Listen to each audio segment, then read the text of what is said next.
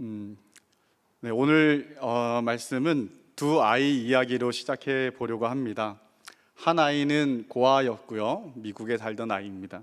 또 한 아이는 한국 아이고 아주 시골에 살던 아이의 이야기입니다. 한 고아 아이가 있었는데요, 어느 날 마음 좋은 이 독지가가 자신이 거하는 고아원에 찾아왔습니다.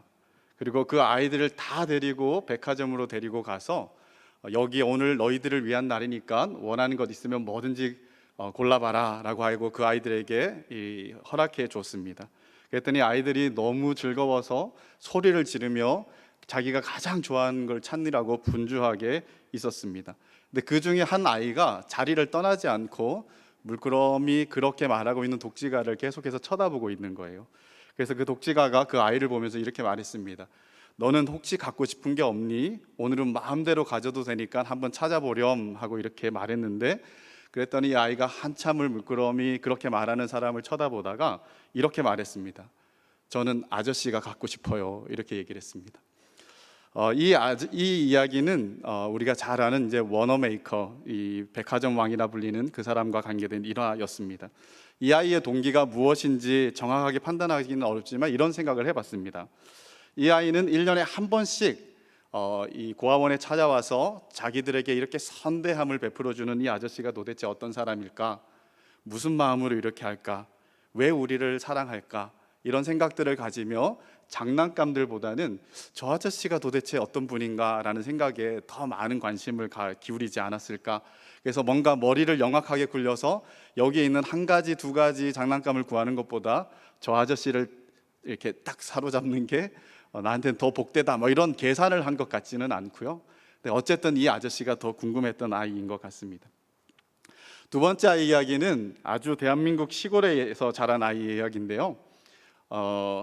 이 아이는 이 시골이다 보니까 많은 것들이 없지 않습니까? 그래서 아버지가 한 번씩 타지에 가서 들어오실 때면 항상 무엇인가 사들고 누런 봉투나 검은 봉다리에 무엇을 가지고 오는데, 거기에서 이 검은 봉다리를 펼쳤을 때 나오는 것들이 늘 신기했기 때문에 아버지가 타지에 갔다 오면 늘 아버지를 기다리던 아이였습니다. 그래서 이번에도 타지에 갔다 오신 아버지를 한참 밤이 맞도록 기다리다가 오셨을 때 문을 열고 들어오시자마자 당장에 달려가서 한 일이 뭐냐면 그 손에 있는 검은 봉다리를 낚아채워서 다른 데 가서 그 안에 뭐가 들어있는지 보는 거죠. 그 아버지는 아마 그럼에도 불구하고 흐뭇하게 보긴 했겠지만 아무튼 그 아이는 아버지보다는 이 봉다리에 훨씬 더 관심이 많았던 아이입니다. 이 아이는 제가 잘 알던 아이인데요, 이 아이가 아버지가 되어 보니까 이제 알겠더라고요. 제가 집에 가끔씩 들어가면 우리 아들이 저를 맞는 것 같습니다. 그래서 오면 아빠라고 소리 한번 지르고는 전혀 다른데 눈길 한번 주지 않고 딴 것 뭐 사가지고 온 것들을 가져간다거나 이런 것들을 봤을 때 가끔씩 마음이 상하더라고요. 그래서 아버지를 한번 생각을 해보게 됐습니다. 그 아이의 아버지는 12살 때 교통사고로 곁을 떠났기 때문에 더 이상 그 아이는 아버지를 누릴 수 있는 일들은 없었습니다. 자, 이 두 아이의 이야기 중에서 여러분들은 어디에 좀 더 가깝습니까? 손에 들려있는 검은 봉다리를 추구하는 신앙을 주로 하십니까? 아니면 손에 무엇을 들고 오시든지 간에 상관없이 그렇게 우리를 찾아오시는 아버지 하나님에 훨씬 더 관심을 많이 가지고 있습니까?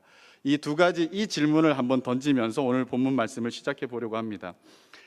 창세기 12장 1절에서 3절은 아마 많은 사람들이 너무 잘 알고 있는 익숙한 본문일 거라고 생각합니다. 그런데 우리가 익숙한 본문에 비해서 이 본문이 가지고 있는 중요성들을 좀 잘 간과하지 않나 싶습니다. 어떻게 보면 이 구절은 창세기 전체를 이해하거나 모세오경 전체, 구약을 전체 이해하는 데 너무도 중요한 구절이면서 성경 전체와 하나님의 구원 역사를 이해하는 데 있어서도 중요한 이야기라고 생각이 됩니다.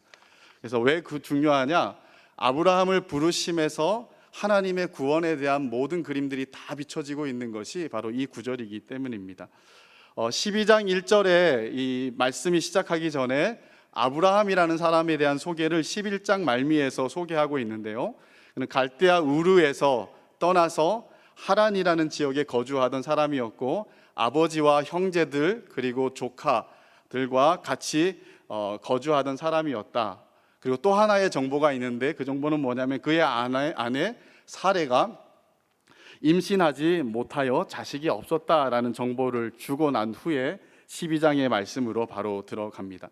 12장 4절을 보면 아브라함 나이가 75세 때 아버지의 집을 떠나게 되는데 그때까지 그에게는 자녀가 없었다라고 이렇게 말합니다. 우리가 성경을 보다 보면 여러 곳에서 불임의 문제를 보게 됩니다. 아브라함을 부르시는 장면에서도 이 불임의 문제는 중요한 모티브로 작용을 하고 있는 것이죠. 그 시대 한 가정이 불임 상태에 놓여 있다라는 것은 어떻게 보면 더 이상 기대할 만한 미래가 없다, 그리고 미래를 만들어갈 능력이 없다라는 것을 의미하는 이야기이기도 합니다. 그래서 바로 이 불임의 상태에 있는 아브라함의 가정을 하나님께서 부르시는 이야기가 이제 12장에 펼쳐지게 되는 거죠. 근데 아브라함과 사레 그 가정이 처해 있던 불임의 상태, 이 절망의 상태는 사실 이 한 가정을 보여주기보다는 조금 더 상징적인 의미가 있습니다. 바벨탑 사건 이후로 오랫동안 하나님을 반역한 이 온 인류가 처해 있는 위기와 절망이 어떤 상태냐? 미래를 만들어갈 능력도 또 기대할 만한 미래도 없는 그런 절망적인 상황에 처해 있는 것이 마치 아브라함 가정이 놓여 있던 그 상황과 그 시대의 모든 사람이 놓여 있었던 상황과 똑같다라는 것이죠. 예를 들면 우리가 사무엘상 1장을 펼치면 한나라는 여인을 마주하게 됩니다. 이 여인도 문제가 있었는데 바로 불임의 문제였죠. 근데 이 불임의 문제의 이유가 뭐냐라고 했을 때 본문에서는 두 번 강조하면서 여호와께서 잉태치 못하게 하셨기 때문에라고 이렇게 강조하고 있습니다. 하나님이 불임의 이유라고 본문은 설명하는 거죠. 왜 그렇습니까? 하나님은 생육하고 번성하고 땅에 충만하라고 모든 인류에게 명령을 주셨는데, 그런데 하나님 자신이 주신 명령을 어기시면서 사람에게 임신하지 못하게 만드셨다라는 것입니다. 우리는 그 결과를 잘 알죠. 하나님은 사무엘이라는 아들을 주셨을 뿐만 아니라 그 후에도 아이들을 주는 복을 주셨습니다. 그렇다면 왜 하나님께서는 한나를 잉태하지 못하게 하시면서 이렇게 하셨는가? 그 한 가정의 문제와도 직결되지만 또 하나는 상징적으로 이스라엘 전체의 문제를 보여주기도 한다는 것입니다. 사사시대는 어떤 시대였냐면 하나님을 왕으로 섬기지 않고 그 소견에 오른 대로 행하며 온갖 불경건과 악과 죄를 쏟았던 것이 이 사사시대입니다. 그들의 죄악의 결과로 말미암아서 하나님은 은혜의 문을 닫아버렸고, 마치 하나님의 은혜를 입지 못하던 이스라엘은 무엇과 같냐면 마치 불임하여서 아이를 낳지 못하는, 미래가 없고 미래를 만들어갈 능력도 없는 그 절망 가운데 있는 이 한나, 고통하는 한나와 같이 고통스러운 상황을 살아가고 있는 이스라엘 백성에 대한 이야기를 하는 거죠. 잉태하다라는 말은 모친의 태를 의미하는데요, 이 단어와 똑같은 어원을 가지고 있는 것이 자비, 하나님의 자비, 은혜라는 말입니다. 그래서 하나님께서 임신하지 못하게 하셨다라는 말은 다른 말로 한다면 하나님께서 그에게 은혜를 주지 않으셨다, 은혜를 입지 못하게 하셨다라고 이렇게 말할 수 있는 거죠. 그래서 이런 일들을 통해서 이들이 얼마나 은혜가 절대적으로 필요한 상황인지를 보여주고, 하나님이 간섭하지 않으면 절대로 이 일들은 해결될 수 없다라는 것들을 보여주시면서 하나님은 그 절망의 시간에 이제 움직이기 시작하셨다라는 것이죠. 그래서 아브라함 얘기도 이와 같은 모티브로 시작되고 있습니다. 불임인 절망적인 한 가정을 부르시는 이 이야기가 어떻게 보면 전 인류가 영적이며 물리적인 모든 고통과 절망 속에 있을 때 하나님이 은혜를 주시고자 부르시는 하나님의 구원 이야기의 서막과 같은 것이 바로 12장 1절에서 3절의 이야기라고 볼 수 있는 거죠. 바로 이 절망의 상황에서 하나님은 입을 여셨습니다. 아브라함에게 입을 여셨는데 여호와께서 아브라함에게 이르시되라고 이렇게 입을 여신 거죠. 온 우주 만물을 창조하셨던 하나님께서 구원이 절실히 필요한 이 땅에 말씀하시기를 시작하셨고, 구원의 섭리를 시작하시는 장면이 바로 이 12장 1절의 말씀인 거죠.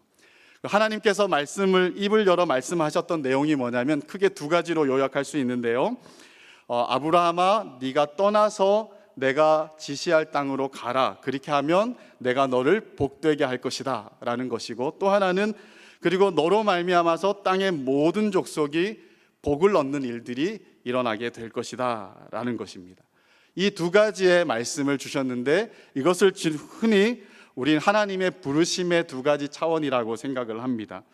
하나님께서 하나님의 백성들을 부르실 때는 두 가지 차원에서 부릅니다. 첫 번째는 하나님 자신에게로, 하나님 존재로 부르시는 부르심이 있고, 그리고 하나님이 주시는 사명애로의 부르심이 있습니다.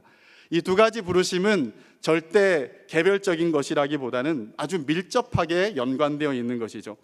하나님께 부르심 없이, 하나님 자신에게로의 부르심 없이 사명애로의 부르심은 없고, 역시 사명 없는 부르심 역시 없다라는 것입니다. 하나님께서 하나님의 백성들을 부르실 때 사명으로 부르셨는데 어떤 사명으로 부르셨는가?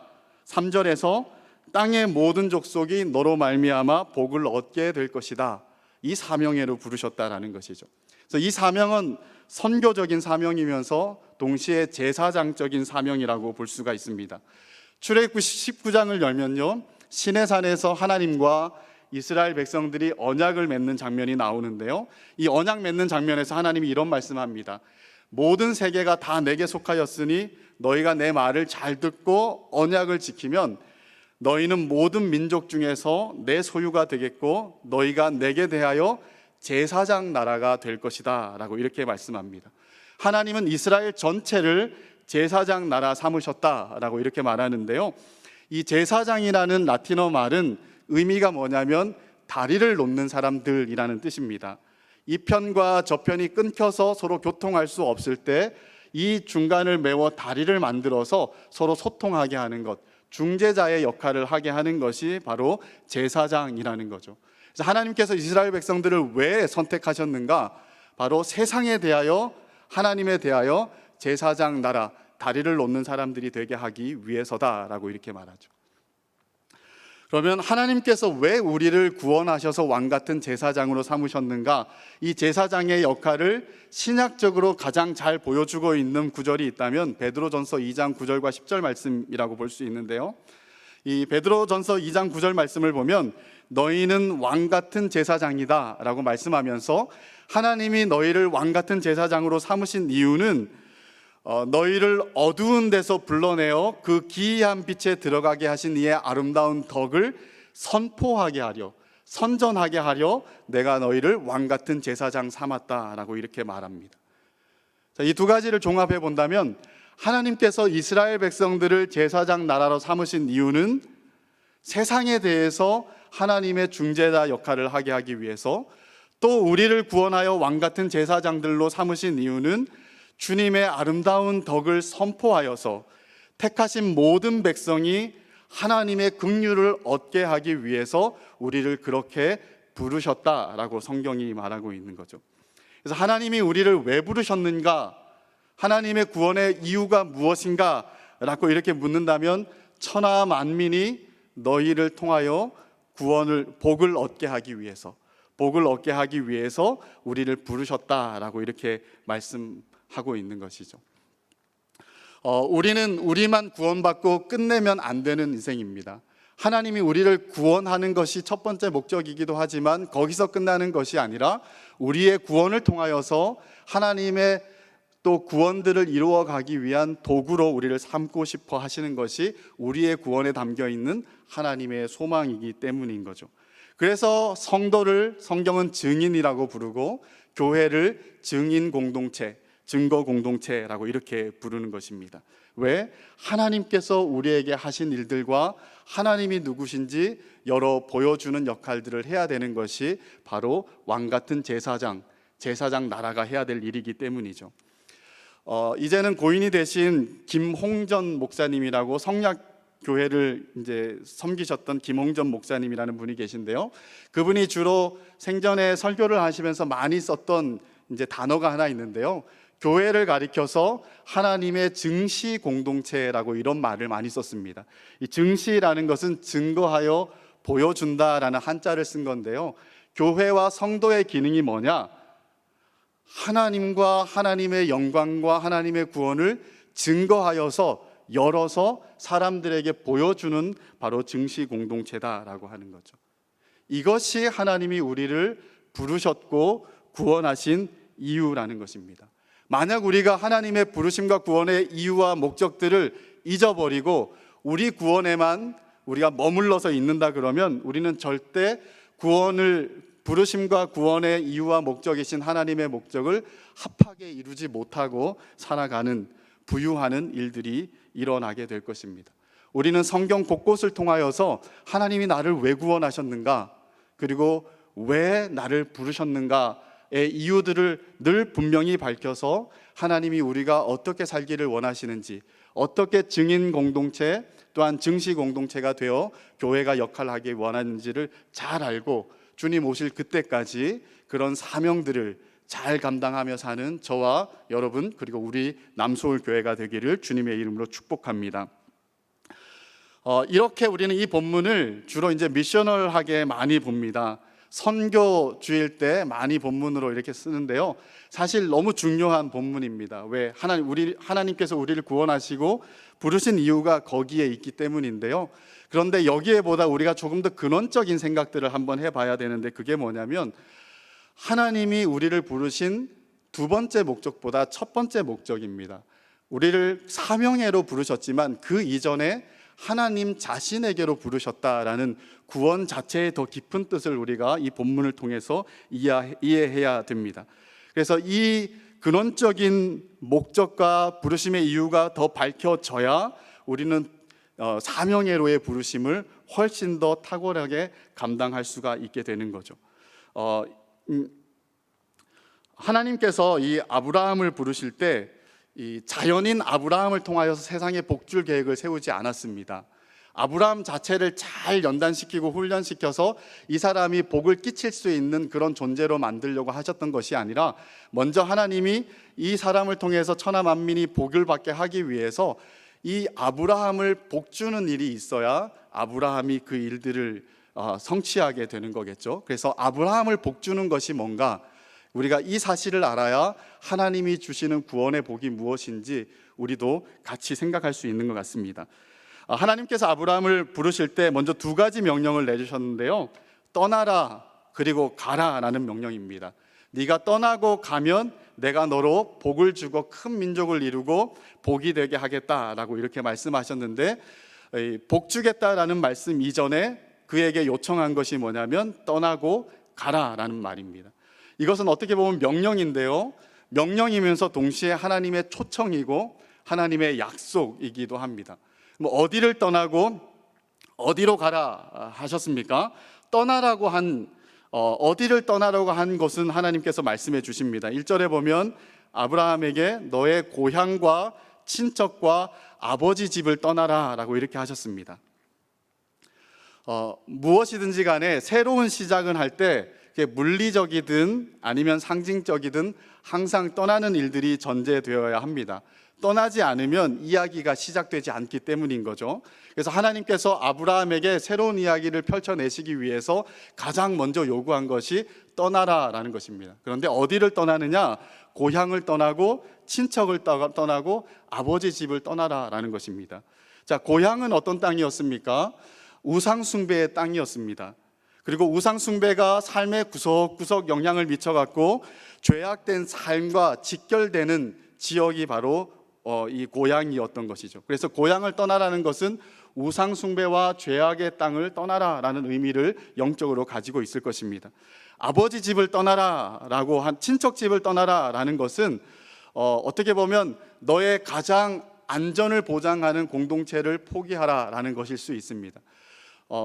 그 시대에는 힘과 이 경제력이 대단히 중요한 시대였을 텐데 혼자 있으면 늘 약하고 어떤 침해를 받을 수도 있지만 그래도 어느 정도 공동체가 구성되어져 있으면 쉽게 생각하지 못하고 함부로 하지 못하는 일들이 분명히 있었을 것입니다. 그런데 아비 집을 떠나서 아내 사레와 둘이 그리고 조카 롯을 데리고 갔을 때 이제 세 명이서 아무도 없는 어떤 곳을 다닌다라는 것은 항상 위험천만한 일들이 있을 수 있는 그런 이제 가능성들이 많은 거죠. 그래서 하나님은 그런 가능성이 있음에도 불구하고 너의 그 안전을 보장하고 있는 그 친척들이 많은 그곳을 떠나다라고 이렇게 얘기를 했습니다.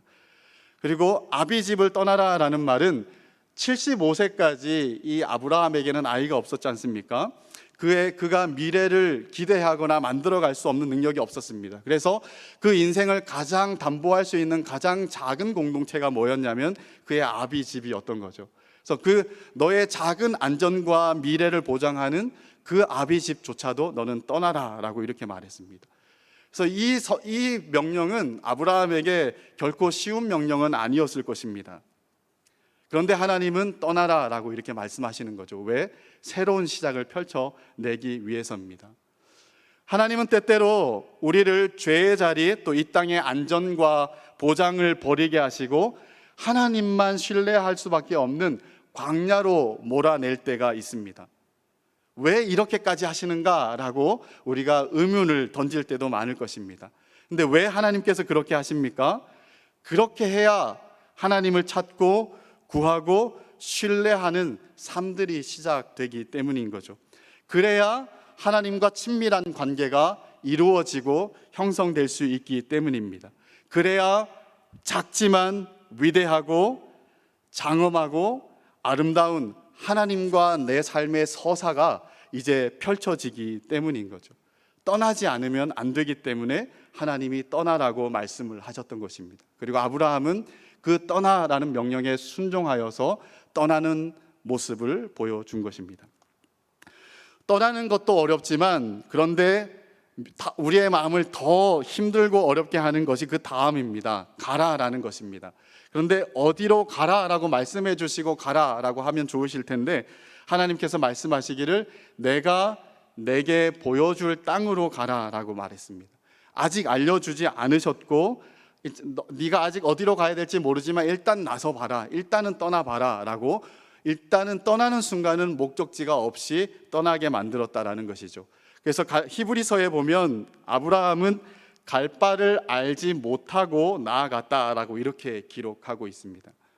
자, 떠나라 그러면 얼마든지 떠날 수 있는데 갈 곳은 알려줘야 가는데 왜 하나님은 때때로 목적지도 명확하게 알려주시지 아니하시고 떠나라고 하시고 믿음으로 순종하도록 요구하셨을까?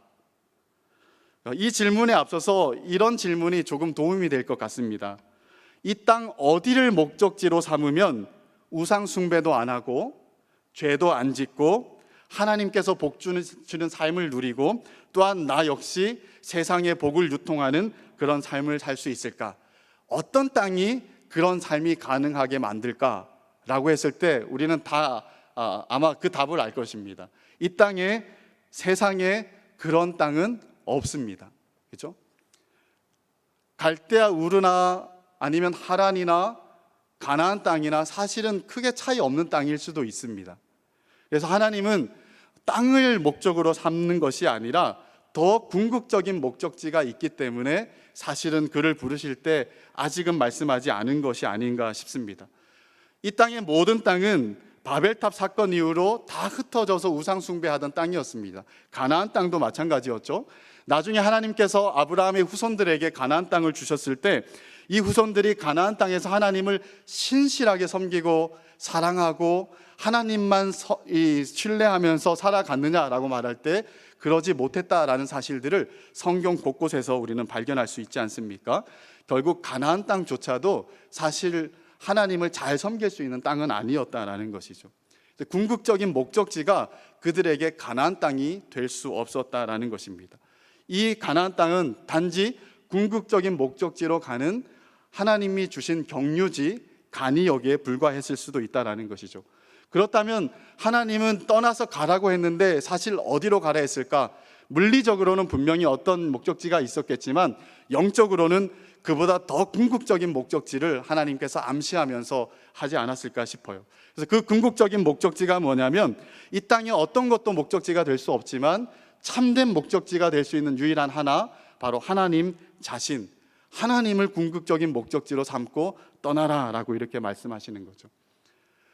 이 지점은 하나님이 어떻게 아브라함을 복되게 하셨는가, 이 부분을 좀 살펴보면 더 분명하게 볼 수 있을 것 같아요.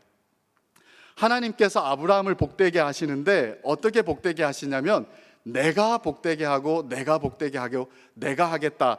그래서 1절과 2절 말씀을 보면요, 내가 5번 반복해 쓰인 것을 볼 수가 있습니다. 너를 복되게 하는 것은 떠나고 가는 순종에 달려 있는 것도 아니고, 떠나고 가는 순종을 하는 너에게 내가 너를 복되게 하는 일들을 하겠다라고 말합니다. 그럼 어떻게 하나님이 그를 복되게 하느냐? 이름을 창대케 하고 이런 부분들이 복되게 하는 것처럼 보이지만, 사실 더 궁극적인 복되게 하는 것은 창세기 15장 1절에 나오는 것을 볼 수 있습니다. 창세기 15장 1절을 보면 이렇게 기록되어 있습니다. 아브라함아, 두려워하지 말아라. 나는 내 방패요 너의 지극히 큰 상급이니라 라고 이렇게 얘기를 합니다. 하나님께서 아브라함을 왜 부르셨는지 그 의도가 다 드러난 구절이 15장 1절인데요. 하나님이 왜 아브라함을 부르셨는가? 하나님 자신을 주시려고, 하나님 자신을 지극히 큰 상급으로 주시려고 부르셨다라는 것입니다. 이 구절은 제가 생각할 때는 구원의 핵심이면서 모든 언약의 핵심을 꿰뚫는 하나님의 궁극적인 약속이라고 생각을 합니다. 이 관점에서 구원이 무엇입니까? 라고 이렇게 우리가 다시 질문하고 답변을 한다면, 인생의 최고선이신 하나님께서 하나님 자신을 주시는 것이 구원입니다 라고 이렇게 말할 수 있는 거죠. 부르심의 두 차원을 우리가 생각해 봤는데, 구원도 두 차원으로 생각해 볼 수 있어요. 죄와 진노로부터의 구원, 그리고 하나님께로의 구원이라고 이렇게 볼 수 있습니다. 하나님이 죄와 진노로부터 구원하십니다. 왜 그렇게 하십니까? 하나님께로의 구원을 이루시기 위해서입니다. 다른 말로 한다면 하나님 자신을 주시기 위해서 죄와 진노로부터 구원하신다라는 것이죠. 로마서 5장 1절 말씀을 우리 너무 잘 알지 않습니까? 그러므로 우리가 믿음으로 의롭다함을 받았으니 우리 주 예수 그리스도로 말미암아 하나님과 화평을 누리자라고 말합니다. 우리가 칭의를 받은 결과가 무엇이냐? 하나님과 화평을 누리는 것이라고 말하는 거죠. 그래서 우리의 구원을 칭의로만 생각하고 거기서 멈춘다고 한번 생각해 보십시오. 하나님이 나를 의롭게 하셨어, 그리고 이게 다야 하고 그냥 그렇게 한다 그러면 구원을 제대로 이해하지 못한 것입니다. 하나님이 왜 우리를 의롭게 하십니까? 의롭게 하심으로 우리를 하나님의 임재 속으로, 하나님의 존재 가운데로 우리를 끌어들여 와서 하나님과 화평의 관계, 그 친밀한 관계를 누리게 하기 위해서 우리를 그렇게 의롭게 하셨다라는 것이죠. 그 두 번째 이야기까지 나아가지 않으면 우리는 구원을 온전하게 누릴 수가 없어지는 것이죠. 예레미야서 50장 5절 말씀에 끝부분에 이렇게 기록되어 있습니다. 너희는 오라, 잊을 수 없는 영원한 언약으로 여호와와 연합하라 라고 이렇게 말씀합니다. 하나님께서 영원한 언약을 주신 이유가 뭐냐? 그 목적이 뭐냐? 여호와와 연합하는 것이 목적이다 라고 이렇게 말씀하고 있는 것이죠. 성경 곳곳에서 하나님의 구원의 최종적인 목적, 그리고 구원의 실체가 뭐냐라고 했을 때 하나님께서 자기를 주시는 것이다 라고 기록하고 있는 것입니다. 그래서 이런 관점에서 구원의 역사와 성경의 전체 핵심, 구속의 역사를 우리가 한마디로 요약 정리를 해본다 그러면 하나님의 자기 주심이라고 표현해 볼 수도 있는 것이죠. 하나님이 아브라함을 어떻게 복되게 하십니까? 하나님께서 자기를 주심으로 아브라함을 복되게 하신다라는 것이에요.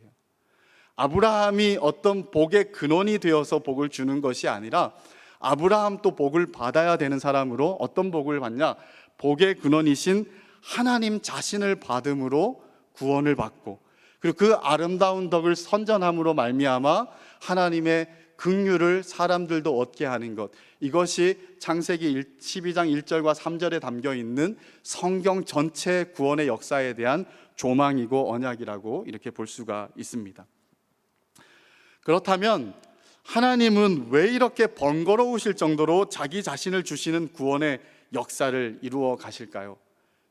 그냥 물건을 주고 받듯이 주고 받고 끝내는 것이 아니라 이렇게 자기를 주시고 자기 안에서 자기와 관계를 맺고 자기를 누리게 하심으로써 이 구원의 완성을 이루어 가실까? 구원을 우리에게 하나님은 선물이라고 이렇게 표현하고 있습니다. 에베소서에. 자, 선물인데 최고의 선물이 뭐냐라고 했을 때, 성경을 이렇게 봤을 때 구원은 하나님께서 우리에게 최고의 선물로 주신 것이다 라고 말할 수 있어요. 그 최고의 선물이 뭐냐? 영광스럽고 거룩하시고 영원하신 하나님 자기 자신을 주시는 것이다 라고 말할 수 있는 것이죠. 그런데 하나님이 창조 때부터 사실은 이런 의도로 인간을 창조하셨다라고 성경에서 기록하고 있는데요, 전도서 3장 11절의 말씀을 보면 사람들에게 영원을 사모하는 마음을 주셨다라고 이렇게 기록하고 있습니다. 여기에서 영원은 어떤 시간의 긴 것 자체를 이야기하는 것이 아니라 이런 영원이라는 절대적 속성을 지니신 하나님을 말씀하는 거죠. 그래서 사람은 어떻게 창조되었느냐? 하나님이 그 마음에 하나님을 사모하는 마음을 심어주셔서 하나님이 아니면 그 영혼이 채워지지 못하고 만족할 수 없는 존재로 이미 만들어내셨다라고 이렇게 얘기를 하는 것입니다. 화란의 신학자인 헤르만 바빙크라는 사람이 이 구절을 하나님의 큰일이라는 책에서 아주 잘 설명해 주고 있는데요, 그 책에 있는 내용을 제가 한번 읽어보겠습니다. 하나님께서 사람의 마음, 즉 존재의 가장 깊고 은밀한 인격의 핵심에 심어놓은 영원한 질서를 향한 동경이 사람으로 하여금 세상에 속한 어떤 것으로도 만족할 수 없게 하는 원인이다, 이렇게 얘기합니다. 좀 탁 들어오는 표현은 아닐 수 있겠는데요, 이 내용은 이렇습니다. 사람은 이 세상에 있는 그 어떤 것으로도 만족할 수 없는 사람들이다. 왜냐하면 애당초 그렇게 창조되지 않았기 때문이라는 거예요. 애당초 그 마음에 하나님이 영원을 동경하는 마음을, 영원을 사모하는 마음을 주셨기 때문에 애당초 하나님이 아니면 만족할 수 없는 존재로 지어졌다라고 창조 때도 우리에게 얘기를 해주시는 것입니다. 이런 인간이 하나님을 배도하고 타락하면서 복과 만족의 근원인 하나님을 찾지 않는 상황이 된 거예요. 그리고 그 10년을 다른 것으로 자꾸 메꾸려고 하는 일들이 생겨난 거죠. 그래서 이런 것들을 가리켜서 허망하다라고 말하는 것입니다. 우리가 에베소서 말씀을 계속 주일에 목사님과 함께 상고해 보고 있는데요, 지금 다루고 있는 본문 보면 4장에 보면 이방인이 그 마음에 허망한 것으로 행한 같이 행하지 말라라고 이렇게 말해요. 하나님을 믿고 그리스도를 제대로 배운 사람들은 이방인의 허망함처럼 살아서는 안 된다라는 것이죠. 왜냐하면 하나님을 받은 사람들이니까. 근데 하나님이 없는 인생들은 어떠냐? 오히려 그 생각이 허망하여지며 미련한 마음이 어두워졌다라고 로마서에 말씀하고 있습니다. 그리고 로마서 또 다른 곳에서는 피조물이 허무한데 허망함에 굴복하고 있다라고 이렇게 말하죠. 이 허망함이라는 이 헬라어 단어가 가지고 있는 뜻은요, 여러 가지가 있는데 목적과 결과가 없다, 무의미하다, 공허하다, 허탄하다라는 등의 의미를 지니고 있는 것입니다. 하나님만으로 채워져야 될 인생들이 하나님을 떠나서 허망한 상태가 된 것은 바로 하나님을 배반했기 때문에, 하나님을 반역했기 때문에, 복이신 하나님을 복으로 인정하지 않고 최고의 선물로 인정하지 않고 그분을 밀어내고 그 마음에 하나님 두기를 싫어하고 하나님을 거부하고 하나님을 반역했기 때문에 그 자체가 허망한 가운데 던져졌고 허망함에 굴복하는 일들이 벌어졌다라고 이렇게 얘기를 하는 것입니다. 바로 이런 허망함 가운데 빠져 있는 인생들을 하나님이 구원하셔서 하나님이 아니면 채울 수 없는 그 10년에 하나님 자신을 주시기 위해서 시작한 것이 이 구원의 드라마입니다.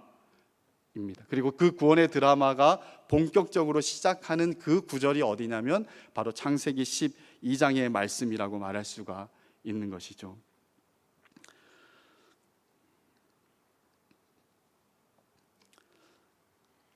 이제 말씀을 한번 맺으면서 정리해 보겠습니다. 자, 그렇다면 뭘 어떻게 해야 되느냐, 이렇게 질문할 수 있을 것 같아요. 하나님이 우리의 지극히 큰 상급으로 주어졌다, 그리고 구원이 그런 거다라고 하면 우리는 뭘 어떻게 해야 되느냐라고 이렇게 질문한다면 우리가 한 가지 할 작업은 있는 것 같습니다. 제임스 스미스라는 사람이 쓴 습관이 영성이다라는 책이 있는데요, 이 책의 진짜 제목은 이런 거예요. 너가 사랑하고 있는 것이 너다라는 이야기입니다. 이것은 이 책에 이제 열면 첫 번째 챕터에서 이런 이야기를 합니다. 너는 생각하고 있는 너가 아니라 네가 욕망하고 있는 너가 너다라는 거예요. 생각하고 있지만 우리는 가끔씩 내가 그런 생각을 하고 있기 때문에 나는 그런 사람이다라고 착각할 때가 많아요. 생각과 삶의 이 괴리감들이 생각보다 깊을 때가 있는 것이죠. 근데 우리의 진짜 본질은 그 생각에 달려 있는 것들이 아니라 우리의 존재의 중심으로 들어가 봐서 우리 중심 가장 깊은 곳에서 무엇을 원하고 있는지, 무엇을 욕망하고 무엇을 욕구하고 있는지가 우리가 누구인지를 보여주는 가장 중요한 판단 근거다라고 말하는 것입니다. 자, 우리 다시 처음 이야기를 돌아가 보겠습니다. 우리는 아버지에게 관심이 있습니까? 아니면 검은 봉다리에게 관심이 있습니까? 우리의 욕망과 우리의 욕구가 어디에 있는지를 우리가 한번 살펴봐야 되는 거죠. 우리 중심의 욕망과 욕구가 어디에 있는지 들여다보고서 하나님이 자신을 지극히 큰 상급으로 우리에게 주신다고 했는데 이 약속이 얼마나 받을 수 없고 얼마나 고귀하고 놀라운 약속인지를 깨닫고 하나님을 받는다라는 것이 도대체 무슨 의미일까? 그리고 나는 그것을 진짜 갈망하고 욕망하고 거룩한 욕심으로 주님을 찾고 구하는 일들을 하고 있는지, 아니면 주님이 우리에게 주셨으니까 그건 됐고 주님과 더불어서 엑스트라로 따라오는 그 손에 들린 수많은 검은 봉다리를 원하고 있는지. 그래서 때로는 검은 봉다리 때문에 그것을 들고 오신 아버지조차도 잊어버리는 그런 신앙, 뭔가 역전되어 있는 신앙생활을 하고 있지는 않은지 우리의 이 욕망들을 아주 섬세하고 면밀하게 우리가 좀 들여다봐야 거기에서 하나님이 역사하실 자리를 우리가 알고 아파하고 기도할 수 있는 상황들이 열려지지 않을까라는 생각이 듭니다. 사랑하는 여러분, 창세기 15장의 1절 말씀으로 하나님이 우리에게 말씀하신다 생각하고 그 말씀을 이 귀에 생생하게 듣는다고 한번 생각을 해보십시오. 내가 너의 지극히 큰 상급이다 라고 했을 때 이 말씀에, 이 약속에 너무 감격적이어서 너무 놀랍고 감사해서 정말 하나님만이 나를 만족시킬 수 있는 유일한 분이십니다 라고 이렇게 고백하면서 하나님 앞에 살아가고 있는지 우리 스스로를 한번 잘 봤으면 좋겠습니다. 우리 눈앞에 펼쳐져 있는 수많은 것들 때문에 사실 최고의 상급이신 하나님조차를 잊어버릴 때가 많지 않나 싶습니다. 우리의 필요, 우리의 결함, 그런 것들이 우리의 마음을 아프게 해서 하나님이 관여하고 섭리하셔서 선대해 주시는 일들이 반드시 있어야 되지만, 그럼에도 불구하고 그것이 우리를 아프게 하더라도 이 모든 것들이 아프게 하는 것보다 하나님이 주신 이 상급이 압도적으로 커서 이런 것들이 우리를 괴롭게 하지 못하고 하나님만이 이런 상황에서도 우리를 더 즐겁게 하실 수 있다라는 이런 고백들이 우리에게 있어야 우리가 진짜 하나님을 받는 영광을 아는 자의 고백이 아닐까라는 생각을 하게 됩니다. 사랑하는 여러분, 이 하나님 자신을 주시는 구원의 이 궁극적인 목적을 우리가 좀 기억했으면 좋겠습니다. 잊지 않고 구원이 무엇이냐 해서 구원은 이거다라고 다른 데로 빨리 달려가서 뭔가 다른 이야기들을 펼쳐내는 것이 아니라 구원의 궁극적인 목적에 끊임없이 들어가서 정말 하나님을 주시는데 하나님을 어떻게 잘 누릴 수 있을까? 하나님을 어떻게 잘 누릴 수 있을까? 이것이 우리의 인생에 너무 중요한, 우리의 인생을 전체를 흔들어낼 만한 아주 가장 중요한 질문으로 우리가 삼고 계속 던지면서 거기에 대한 답을 찾아가고 누려가는 일들이 있었으면 좋겠습니다. 저는 하나님을 누리는 것이 신앙의 가장 핵심이라고 생각이 드는데요. 베드로전서 1장 8절의 말씀으로 말씀을 마무리하겠습니다. 베드로전서 1장 8절의 말씀을 보면 이 고통당하고 있는 이스라엘 이 흩어진 지파들에게, 이 영적인 12지파들에게 이 베드로가 너희가 그리스도를 보지 못하였으나 사랑하는도다, 지금도 보지 못하나 믿고 말할 수 없는 영광스러운 즐거움으로 기뻐한다라고 이렇게 말하고 있거든요. 이게 성도다라는 거죠. 핍박이 있고 불시험을 지나야 되는 상황이 있지만 너희가 거기에 아랑곳하지 않고 보지 못하는 그리스도를 사랑하고 신뢰하고 누리고 있구나라는 이야기를 합니다. 그래서 그 본문에서 우리가 신앙생활의 요체를 좀 찾아낼 수 있는 것 같아요. 보지 못하나 사랑한다라는 거죠. 즉 우리 신앙생활은 하나님을 인격적으로 사랑하는 것입니다. 우리를 칭의하셔서 그냥 너 의롭다 끝낸 것이 아니라 관계 속으로 불러주신 하나님을 끊임없이 사랑하면서 서로 긴밀하게 소통하는 일들을 계속하는 겁니다. 사랑하는 겁니다. 주님, 내가 당신을 사랑합니다. 그리고 지금도 보지 못하나 믿고, 지금도 보지 못하나 믿고, 이 믿는다라는 말을 조금 다른 단어로 하면 신뢰합니다라는 말로 바꿀 수 있잖아요. 주님, 지금 주님 내 눈앞에 보이지 않고 수많은 어떤 어려움들이 나를 억압하고 나를 압도하려고 하지만 내가 보지 못하지만 주님을 신뢰합니다. 주님, 내가 주님을 신뢰합니다 라는 고백들이 어떤 상황에서 터져 나왔으면 좋겠고요. 그리고 영광스러운 즐거움으로 기뻐한다. 세 번째 국면은 이 기뻐한다라는 말을 영어로 rejoice라고 쓰여 있지만 또 다른 단어가 하나 있어요. 그게 뭐냐면 enjoy라는 단어죠. 누린다, 즐긴다라는 거죠. 어떤 어려운 상황에서도 파도가 크면 클수록 그 파도를 주님과 함께 멋지게 타고 내려가면서 주님을 누리는 일, 주님과 함께 있기 때문에 어떤 상황도 충분히 주님 때문에, 주님 자신을 누리는 것 때문에 우리가 다 극복할 수 있습니다 라고 고백하면서 주님을 누리는 일들, 주님 나는 당신을 누립니다, 아니면 누리고 싶습니다 라는 기도를 통하여서 하나님을, 자기를 상급으로 주신 하나님을 아름답고 멋지게 누려가는 저와 여러분들의 삶이 되시기를 주님의 이름으로 축복드립니다.